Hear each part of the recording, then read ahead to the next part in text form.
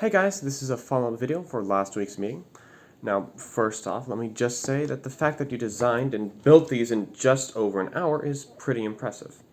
However, we did run into a few problems. In this video, we're going to be going over those problems, why they were happening, and how we can fix them. Now, if you're watching this on YouTube, this video will be broken into chapters where I'll cover different topics. You can find the links to these chapters in the description, so if you're re-watching this and looking for something specific, you can find that in the description. So let's look at the main issues that we were running into in our last meeting. First was driving over grass or bumps, and the other issue was pieces snapping off. So let's go over why we were having difficulty driving over grass or bumps. And actually the problem is this little guy right here. You see, this wheel is very, very small.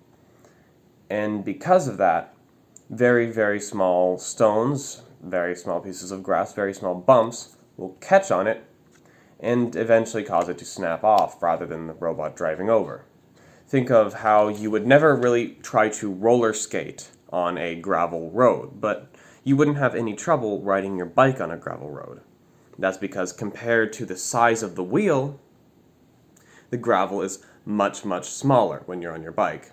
And the same thing applies with robots. If you have a bigger wheel, that means that compared to the size of the wheel, the particle you're driving over is going to be much, much smaller. So if it's a fourth of the wheel, the size of the wheel, yeah, you're going to have a hard time driving over it, but you should be able to make it.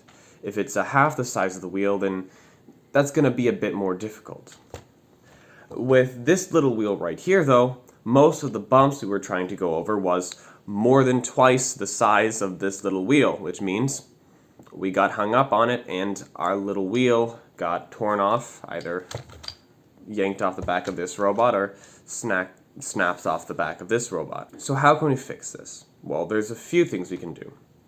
First off, we want to get rid of our little wheel and replace it with something different. Now that something different could be a bigger third wheel that could more easily skip over bumps or rocks. Alternatively, we could go for a four-wheel design instead of a three-wheel design. That has its own perks. Or we could even go for a design that uses tracks. Now, when going off-road, tracks have a lot of advantages over wheels. The disadvantage of tracks is they're much more complicated, they're a bit more difficult to build, so you have to take that into account when deciding what you want to use. Next, let's look at the other issue we were having. That is issues with pieces snapping off. So the reason these robots were having issues with pieces snapping off is different for each robot. So we're going to go over each of them separately. First, we're going to go over this tall boy right here. So I'm going to set this aside. I'm going to take these wires off just because they're a bit distracting. And let's look at this robot. So with this robot, the motors, which have an issue with snapping off, and the third wheel, which has less of an issue with snapping off because you reinforced it and it did a very good job at that, are all attached up here at the brick.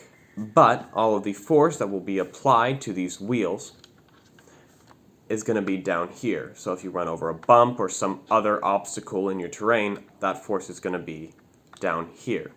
And what that does is creates a bit of a wrench effect. So when you hit a bump, if that bump pushes your wheel out to the side, it's like the handle of a wrench that makes it very, very easy for it to knock that motor off because the support is all the way up here. It creates a big lever arm. So the way I would fix this is I would put support closer to where the force is being applied to the wheels. Now I built this little thing right here. It's just 3 pieces. And what I'm going to do is I'm going to get it. I'm going to attach it to the motors right down here. So now that support is much closer to where the force is being applied, which makes it a lot harder for these motors to snap off. Alright, so now let's look at this robot right here. Now, this robot does not have the same problem as the other robot over here with the motor snapping off. In fact, this one's motors are very, very well supported, as it has supports for the motors right here and right here, which is very close to where the force is being applied to the motors. So that force has very little leverage on the motors and therefore is not able to break them apart. However, one area that it does have an issue with pieces coming off is back here, where the back wheel is held on. It slips off pretty easily. And the reason that happens is because of how this piece right here is being used. You see, this piece is designed to slide in and slide out with ease. However, if I want to hold two pieces together, I get this piece and I slide it in. I'm having a bit of trouble. And I slide it in. It would be very difficult for me to pull these two pieces apart this way.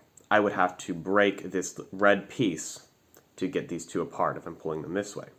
But if I push this one down and I pull this one up, it comes apart easily because this is designed to move that direction, to come loose in that direction.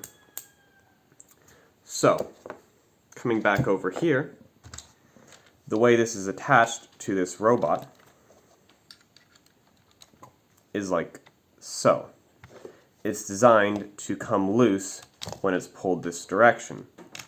However, the way we have our back wheel mounted to it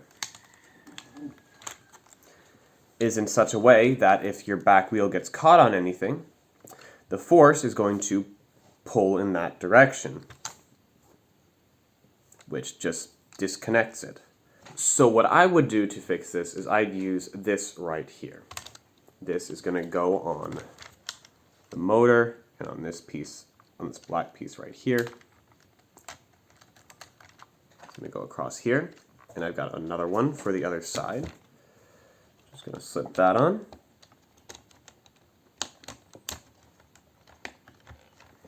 So now, if I'm pulling this way,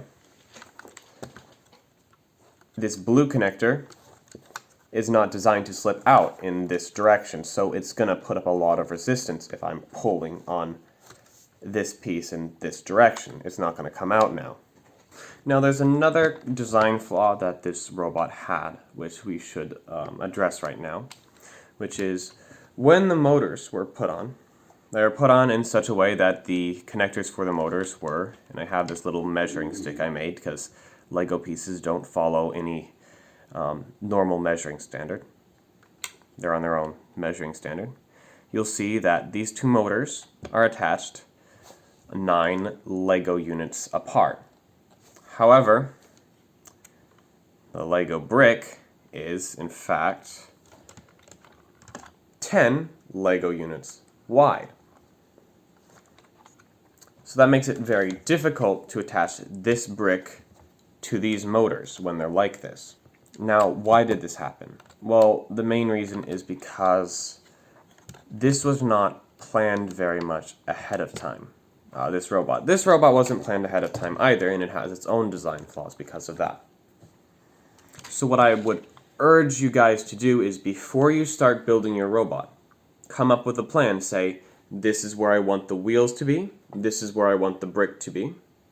Maybe even sketch it out on paper before you start building it. That way, you'll be able to make sure that everything can fit together smoothly and be properly supported. And as I've previously mentioned, you also want to, when building your robot, take into account which direction is force going to be applied to my connections. You know, is it going to make it so they are easily ripped off, or is it going to make it so they hold on tight? Think about, where is the force going to be applied? Where is my support? Think of, are my wheels big enough to go over the bumps? Maybe I should use tracks. If you keep these in mind when you build your robots for next week's lesson, you'll probably find that your robots will be much better at going over rough terrain. Anyway, thank you for watching. If you have any questions, you can put them in the comments and I'll try to get to that, or you can email me directly.